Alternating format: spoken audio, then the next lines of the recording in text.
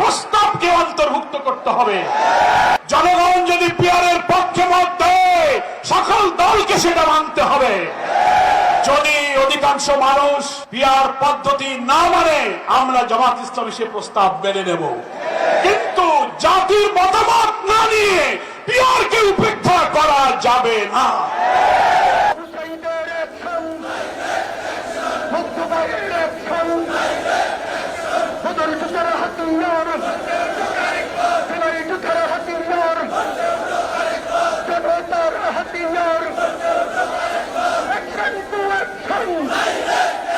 সচিবালয়ের কর্মকর্তা এবং আমরা যারা আছেন, ইভেন আমাদের অন্তর্বর্তীকালীন সরকারি উপদেষ্টাদের মধ্য থেকে অনেকের ভূমিকা এখনো জাতির সামনে প্রস্তাবিত। অবিলম্বে পিআর সিস্টেম চালু করো। পিআর ছাড়া গতি নাই। জুলাই দিয়ে তাল বাহানো।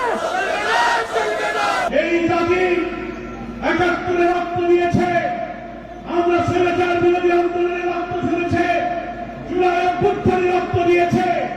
বারবার আর আমরা রক্ত দিতে চাই না। আমাদের সন্তান তরুণ সমাজ প্রায় ১৪০০ ছাত্রের জীবন দিয়ে ৩০,০০০ মানুষ আহত হয়ে আমাদেরকে যে ঋণের আওতায় আবদ্ধ করেছে। নতুন বাংলাদেশ একটি অবাধ নির্বাচনের মাধ্যমে মানবিক বাংলাদেশ তৈরি করে তাদের স্বপ্ন আমাদের পূরণ করতে হবে। অবিলম্বে জুলাই সালাম দিতে হবে। দিয়ে দাও। অবিলম্বে গণভোট প্রতিবাদের ঠিকানা। প্রশাসনের আস্তানা। পিয়ার নিয়ে তাল বাহানো। জনগণ মানবে না। পিয়ার পিয়ার পিয়ার চাই। পিয়ার ছাড়া গতি নাই।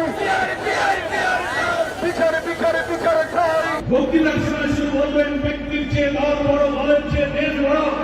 আর যখন দেশের স্বার্থে যখন কোন ত্যাগ, কোন ছাড় এবং কোন বিষয় ঐক্যমতের প্রশ্ন আসে, তখন দলেরা নিজের স্বার্থকে বড় করে দেখলে বক্তৃতার সাথে নিজের কথার এবং কাজের কোনো মিল হবে না।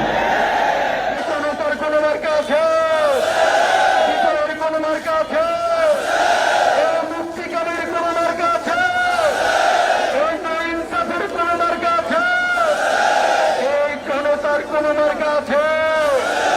মুক্তিকামীদের কোন মার্কা আছে? ওই সেই মার্কা বিপ্লবীদের জুলাই যোদ্ধার জনতার শহীদের গাজীদের ঢাকাবাসীর বাংলাদেশের অনেকের গ্রামগঞ্জে একই রোগ একই সুর। আমরা এখনো নিয়মতান্ত্রিক আন্দোলন করছি। যদি আমাদেরকে এই জনদাবিকে, জন আকাঙ্ক্ষাকে যদি উপেক্ষা করা হয়, প্রয়োজনে সচিবালয় থেকে শুরু করে প্রধান উপদেষ্টার বাসভবন থেকে শুরু করে পুরো ঢাকাকে যদি প্রয়োজন হয়, আমাদের নেতা ডক্টর শফিক সাহেব যদি বলেন, তাহলে দিনের পর দিন ঢাকা আমরা যদি জনদুর্ভোগ এড়িয়ে আমরা ঢাকায় অবস্থান নিয়ে যদি দাবি আদায় করতে হয়, আপনারা কি তৈরি আছেন? এখনো পরিস্থিতির জন্য তৈরি থাকার উদাত্ত আহ্বান জানিয়ে এবং আজকের এই গণমিছিল সফল করার জন্য, গণমিছিলের শুরু আছে, শেষ নাই। এখন ওইদিকে তাকান, মিছিল আর মিছিল আসতেছে। এই মিছিল শেষ হবে বাংলাদেশে একটা গণতান্ত্রিক সভ্য মানবিক একটা রাজনীতি এবং একটি দায়িত্বশীল দলের হাতে বাংলাদেশের ক্ষমতা জনগণ দেবে। সেদিনই বাংলাদেশের মানুষ প্রতিবাদ মুক্ত হবে, সেদিনই বাংলাদেশের সত্যিকার গণতন্ত্র প্রতিষ্ঠিত হবে ইনশাআল্লাহ।